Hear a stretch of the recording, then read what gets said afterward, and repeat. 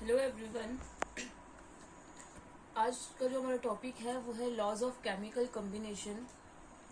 Laws of chemical combination क्या होते हैं?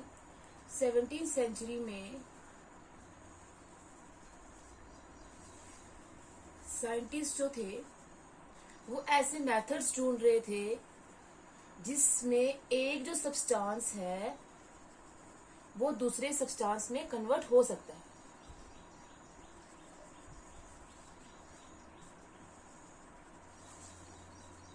17th सेंचुरी में जो साइंटिस्ट थे वो कुछ ऐसे मेथड्स ढूंढ रहे थे जिससे एक सब्सटेंस दूसरे सब्सटेंस में कन्वर्ट हो सकता है। जब ये अपनी जो स्टडीज कर रहे थे उसमें उन्होंने देखा कि जब एक सब्सटेंस दूसरे सब्सटेंस में कन्वर्ट होता है जिसको हम केमिकल रिएक्शंस बोलते हैं, तो उन्होंने देखा कि जो केमिकल रिएक्शंस होती हैं उनको होने के लिए कुछ लॉज को फॉलो करना पड़ता है, ओबे करना पड़ता है। कुछ लॉज कुछ रूल्स ओबे करने पड़ते हैं। जिन लॉज जो है वो किसके अंडर आते हैं? लॉज ऑफ केमिकल कॉम्बिनेशन के अंदर आते हैं। केमिकल कॉम्बिनेशन का मतलब केमिकल्स जो हैं वो आपस में क्या करेंगे? कंबाइन करेंगे। उनको कंबाइन करने के लिए कुछ लॉज को फॉलो करना पड़ता है, इसलिए हम उनको बोल देते हैं लॉज ऑफ केमिकल कॉम्बिनेशन। ये हमारे पास पांच लॉज हैं। फर्स्ट है law of conservation of mass.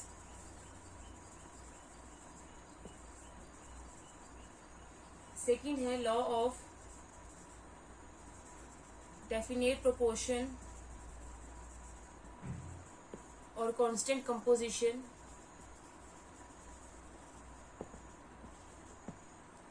Third है law of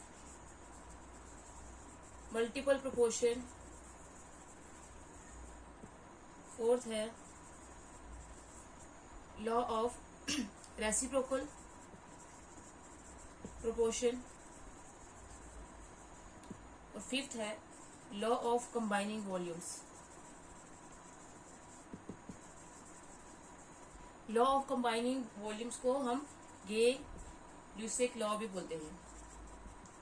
law of combining volumes,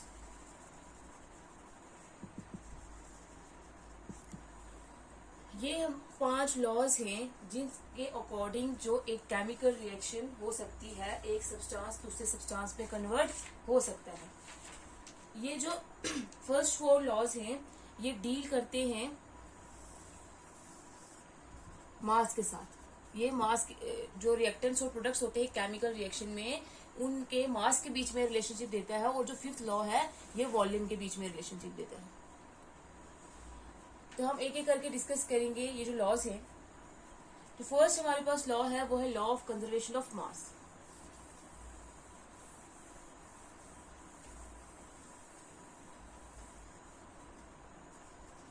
law of conservation of mass, या इसको हम बोल सकते हैं law of mass conservation.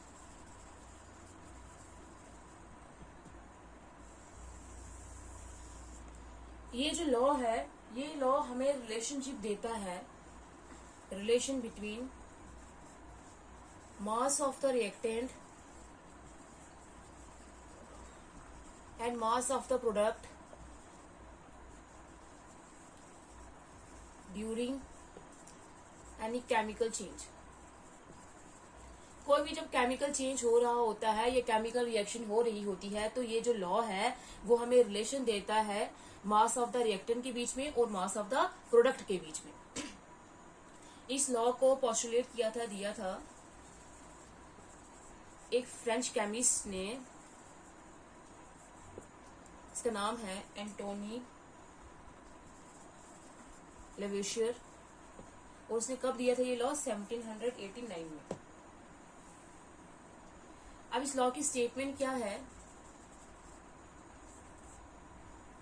During any physical और chemical change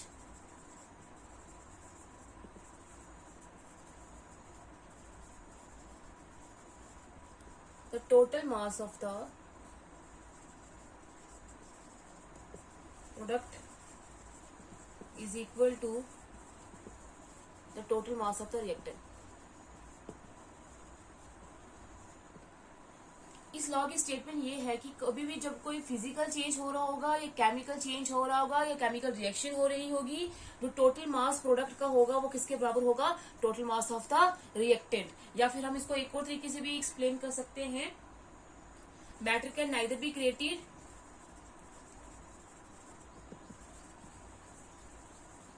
nor be destroyed during any physical or chemical change।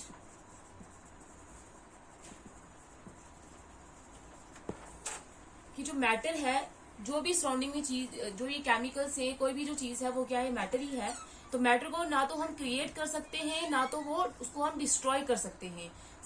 कभी भी जब भी कोई फिजिकल या केमिकल चेंज हो रहा होगा, केमिकल रिएक्शन हो रही होगी, तो जो मैटर है ना तो हम उसको क्रिएट कर सकते हैं ना तो हम उसको डिस्ट्रॉय कर सकते हैं। लेकिन क्या होगा, बट वन फॉर्म जो है is change into another form. लेकिन क्या होगा, हम उसको क्रिएट या डिस्ट्रॉय नहीं कर सकते हैं, लेकिन एक जो फॉर्म है वो दूसरे फॉर्म में चेंज हो जाएगी। केमिकल रिएक्शन में हम हमेशा क्या करते हैं, ये बीच में एरो से उसको रिप्रेजेंट करते हैं और इस तरफ हम लेते हैं रिएक्टेंट्स। रिएक्टेंट्स अगर एक से ज्यादा होंगे, जैसे ए और बी हैं, तो उसमें हम प्लस का साइन लगा देते हैं और इस तरफ प्रोडक्ट है तो प्रोडक्ट को हम हमेशा राइट हैंड साइड में लिखते हैं, या के प्रोडक्ट्स।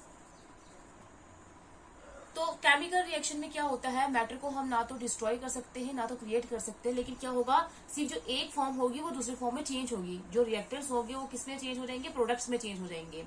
क्योंकि पहले जो रिएक्टेंट की फॉर्म थी उनकी जो प्रॉपर्टीज थी वो अलग थी, अब जो प्रोडक्ट्स बने हैं उनकी प्रॉपर्टीज अलग होंगी।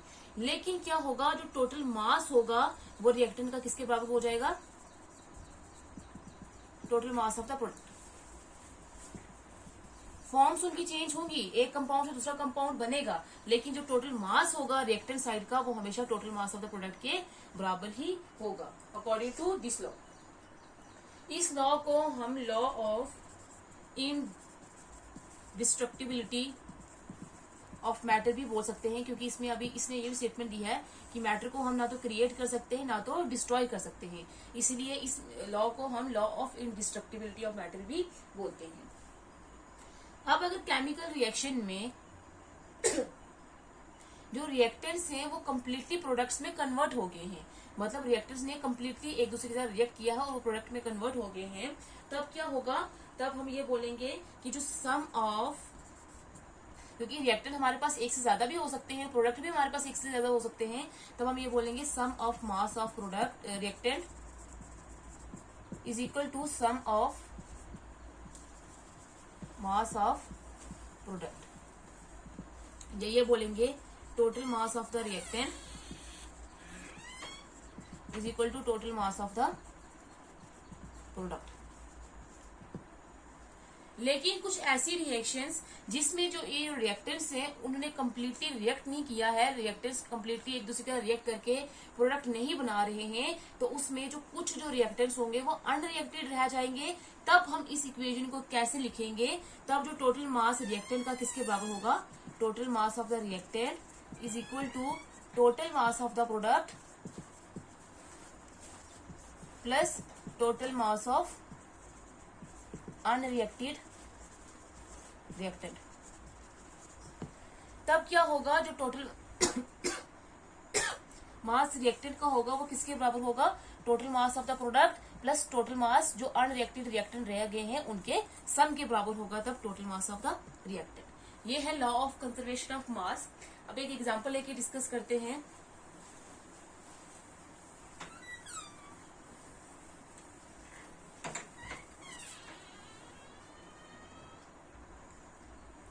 जैसे हाइड्रोजन क्लोरीन के साथ रिएक्ट करता है और बना देता है हाइड्रोजन क्लोराइड या हाइड्रोक्लोरिक एसिड। अब पहले हम रिएक्शन को बैलेंस करेंगे। यहाँ पे हाइड्रोजन की एटम है एक, लेकिन यहाँ पे दो हैं, तो हम यहाँ पे दो लगा देंगे। अब दो किसके होगी, हाइड्रोजन के, जो रिएक्टेंट साइड में भी है और प्रोडक्ट साइड में भी है। और ये जो जब हम इसके पीछे टू लगाते हैं तो ये जो टू है ये हाइड्रोजन के साथ भी आएगा और ये क्लोरीन के साथ भी आएगा, लेकिन जब आगे लगाते हैं तो वो सिर्फ उसी एलिमेंट के साथ होता है। तो ये दो हाइड्रोजन की होगी और दो क्लोरीन की होगी, रिएक्शन होगी बैलेंस। अब इसमें अगर हम मास देखते हैं रिएक्टेंट साइड का, ये होगी हमारे पास रिएक्टेंट साइड, ये होगी हमारे पास प्रोडक्ट साइड। एक हाइड्रोजन का मास होता है 1, तो 2 का कितना होगा 2। एक क्लोरीन का मास होता है हमारे पास 35.5, 2 क्लोरीन का कितना होगा 2 इंटू 35.5, जो किसके बराबर होगा 71 के बराबर। अब यहाँ पे ये 2 बाहर आ जाएगा। एक हाइड्रोजन का मास होता है 1 प्लस एक क्लोरीन का मास होता है 35.5। अब इसको कैलकुलेट करेंगे तो आ जाएगा हमारे पास 73। तो इसमें अगर कैलकुलेट करेंगे टोटल मास रिएक्टेंट साइड में कितना होगा 71 प्लस 2 73। अब यहाँ से ये पता चल गया कि जो टोटल मास जो रिएक्टेंट साइड का है हाइड्रोजन और क्लोरीन का जो 73 आया है वो किसके बराबर है total mass of the product, जो कि क्या आया है 73। तो ये जो है वो प्रूव कर देता है law of conservation of mass. अब नेक्स्ट है इसकी एक्सपेरिमेंटल वेरिफिकेशन। तो इस लॉ को दिया था एंटोनी लवोशियर ने, लेकिन इस लॉ की जो एक्सपेरिमेंटल वेरिफिकेशन थी, जो इस लॉ की जो एक्सपेरिमेंटली वेरीफाई किसने किया था, लैंडलॉर्ड्स ने। और इसको हम लैंडलॉर्ड्स एक्सपेरिमेंट भी बोलते हैं।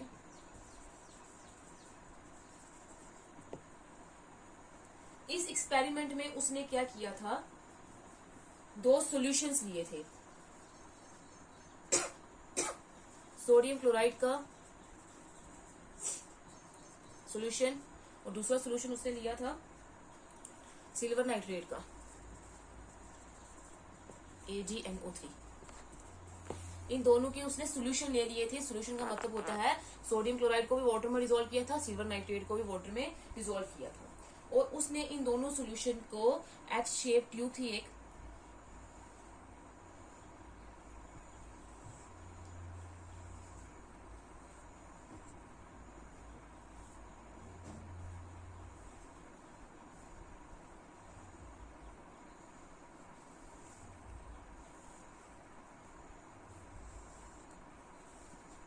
इन दोनों सॉल्यूशन को उसने क्या किया था एच शेप ट्यूब में ले लिया था।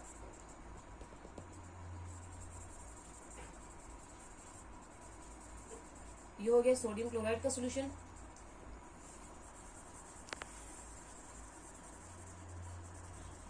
ये हो गया सिल्वर नाइट्रेट का सॉल्यूशन। Landlords experiment. इस एक्सपेरिमेंट में उसने क्या देखा, जब उसने इन दोनों सॉल्यूशन को इस एच शेप ट्यूब में भर दिया, फिल कर दिया, जिसको हम इस एच शेप ट्यूब को लैंडलॉर्ड्स ट्यूब भी बोलते हैं। और इसमें फिर उसके बाद उसने इस ट्यूब को सील कर दिया बिल्कुल, और उसका क्या किया वेट किया कि ये इसके ट्यूब का वेट कितना है। जब उसने सॉल्यूशन बीच में भर दिया था उसके बाद उसने इसका वेट कर दिया। वेट करने के बाद उसने क्या किया, इन दोनों ट्यूब्स को पकड़ा और इस दोनों सॉल्यूशन को क्या किया, शेक किया, इन दोनों सॉल्यूशन को मिक्स किया। सोडियम क्लोराइड और सिल्वर नाइट्रेट के सॉल्यूशन को उसने क्या किया, मिक्स किया। मिक्स करने के बाद जब उसने शेक किया, तो शेक करने के बाद क्या होगा, जब ये मिक्स हो जाएंगे तो इनके बीच में क्या हो जाएगी, रिएक्शन हो जाएगी। NaCl प्लस AgNO3 के बीच में क्या हो जाएगी, रिएक्शन। और ये हमने इसके एक्वस फॉर्म में लिए थे। रिएक्शन होगी तो ये जो सोडियम है ये यहाँ से नाइट्रेट लेके क्या बना देगा, सोडियम नाइट्रेट, प्लस हमारे पास क्या बनेगा, AgCl के व्हाइट कलर के प्रेसिपिटेट। प्रेसिपिटेट का मतलब होता है केमिकल रिएक्शन में जब दो हमने सॉल्यूशन लिए होते हैं तो जो इनसॉल्युबल पार्ट होता है, सॉलिड पार्ट, वो सॉल्यूशन से अलग हो जाता है, सॉल्यूशन में डिसॉल्व नहीं होता, तो इसलिए हम उसको प्रेसिपिटेट बोलते हैं। तो जब हमने इन दोनों के बीच में रिएक्शन हुई तो बना क्या, सोडियम नाइट्रेट और सिल्वर क्लोराइड के व्हाइट प्रेसिपिटेट। और जब ये रिएक्शन हुई, रिएक्शन होने के बाद उसने दोबारा से इस ट्यूब को क्या किया, वेट किया।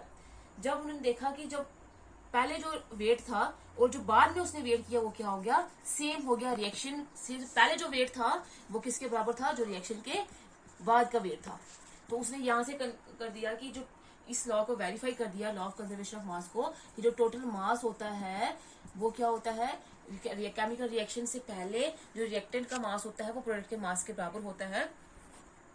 इस लॉ इससे हम उसने क्या कर दिया, इस लॉ को क्या कर दिया, वेरीफाई कर दिया कि वेट जो है केमिकल रिएक्शन का वो रिएक्टेंट और प्रोडक्ट का क्या रहता है, सेम रहता है। अब एक न्यूमेरिकल डिस्कस करेंगे हम।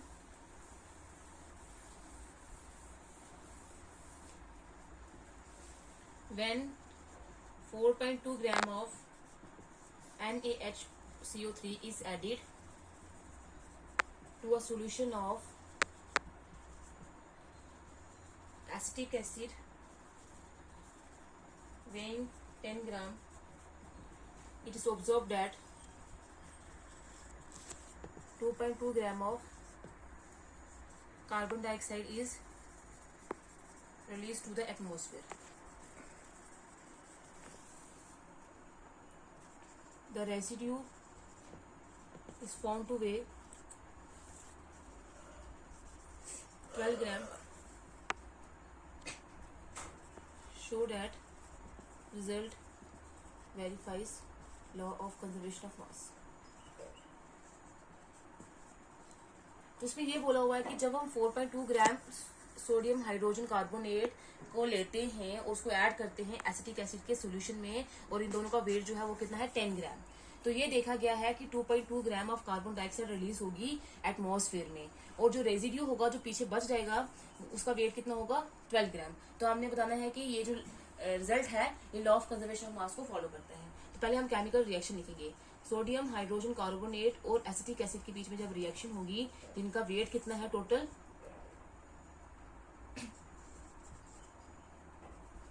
इसका है 10 ग्राम और इसका है 4.2 ग्राम। तो केमिकल रिएक्शन होगी तो ये क्या बना देगा, CH3COONA सोडियम एसीटेट, और बनेगा water plus carbon dioxide release होगी। ये होगी केमिकल रिएक्शन। ये हो गया रेजिड्यू वाला पार्ट जिसका वेट है 12 ग्राम, और ये हो गया कार्बन डाइऑक्साइड वाला पार्ट जिसका है 2.2 ग्राम। अब हमने ये प्रूव करना है कि ये law of conservation of mass को फॉलो करते हैं। तो अगर हम रिएक्टेंट साइड का टोटल मास देखें तो 4.2 प्लस 10 ग्राम किसके बराबर हो जाएगा, 14.2 ग्राम, और प्रोडक्ट साइड का देखें 12 प्लस 2.2 ग्राम किसके बराबर हो जाएगा, 14.2 ग्राम के बराबर हो जाएगा। तो रिएक्टेंट साइड का जो मास है वो प्रोडक्ट साइड के मास के बराबर है। तो ये जो रिजल्ट है वो फॉलो करता है law of conservation of mass.